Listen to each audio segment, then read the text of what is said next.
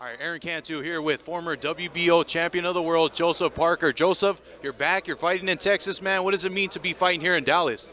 Listen, firstly, it's great to be in Dallas. I haven't been there before. So it's quite amazing, the facilities around here, you know. Living the stadium right next door. There's a great gym right next door, opposite us as well. So first, it's good to be here. Secondly, it's good to lock in the fight. I'm looking forward to going out there and having fun and taking care of business the right way. Joe, we know you have a sharp jab. You move well for a heavyweight. What's been the emphasis in training camp for this fight? I think, you know, I can move. I can fight going forward. I can, you know, I got a good jab, like you mentioned. But I think with this fight coming up and future fights, I just have to let my hands go. When I let my hands go, you know, and I can hurt someone real bad. Definitely, Joe. Now, I always rewatch the fight you had against Ruiz. I think it's a fascinating fight. It was a great clash of styles. Can you reflect on that fight? And how has Andy changed since that fight? Obviously, he won a championship and then rematched Joshua. Can you just reflect on the whole Andy Ruiz? Andy Ruiz is a great fighter. When I fought him in New Zealand, a lot of people, when they saw him, they thought, okay, this is an easy fight for me. And I keep telling everyone before the fight, this guy is not an easy fight. And so our fight, you know, obviously I won the fight, and I won the world title, but it was a close fight. You know, very close fight. It couldn't go either way. But I'm fortunate I won, which is good. Andy Ruiz is a fighter who a lot of people, even after that fight, they thought he was done, right? He came out, he beat Dimitrenko, and then he got the opportunity to fight Joshua. And a lot of people were still saying, you know, he's going to get beat up because of his physicalities. But when he came out there and beat Joshua, but he made history.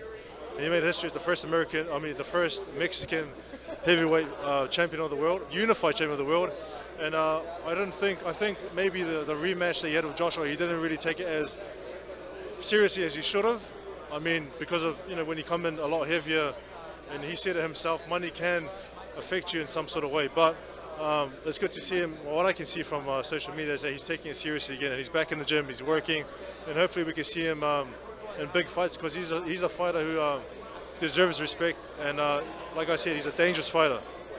Joe, I'm not going to lie. I gave the first 4 rounds to him when you fought him. I gave the first three rounds to him. Yeah, I gave the first, he started strong. I gave him the first 3, maybe 4 was close. And then I started picking it up mid-round to the end. But it was a very close fight. Like, I gave him the first, yeah. What was the difference? It was your jab, obviously, right? It was the jab, and I think it was, even though he was the one pressuring me, I think I was landing a lot of the cleaner shots when I rewatched it. But the thing is, everyone has their own opinion, and people watch the fight differently. So I don't sort of blame people if they think that he won or I won, you know. But I'm happy I won.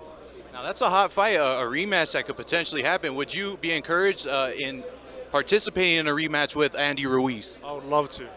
I know I can do a better job than what I did on. I didn't have the best camp. He said he didn't have the best camp. So let's both have a good camp and let's back it up. That's what's up. That's what's up. Last thing, obviously a big heavyweight fight last weekend. Wilder and Fury. Just reflect on the fight, and what were your biggest takeaways?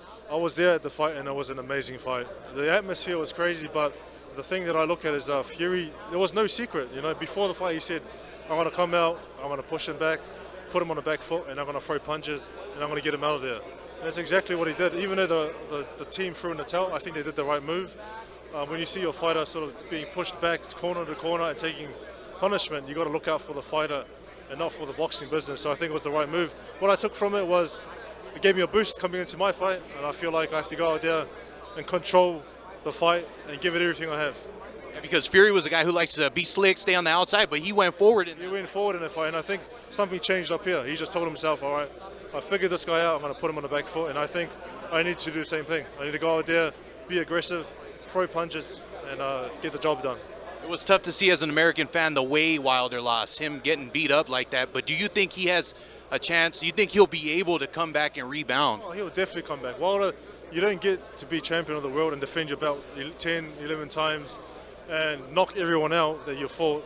You don't, you know, people are sort of looking down on him saying, okay, he lost his fight, he's done with. He's not done with. He's still a dangerous fighter, and he's a fighter who can still give a lot. And he's, you know, anyone that he jumps in the ring with, he's very dangerous. So you can't look down on him, even though just because he lost one fight.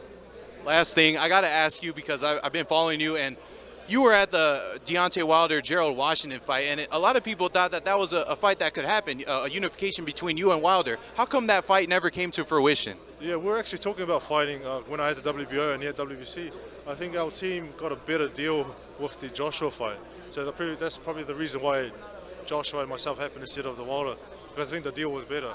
But if the opportunity arose to fight Wilder, I'd love to fight him, because I still think he's one of the best in the division. You know, just because he lost to a better boxer doesn't mean he has to be dragged down like everyone's saying he's done with. So if I had the opportunity to fight him, I'll fight him. I'll fight anyone I can to get closer to my goal of being champion of the world again.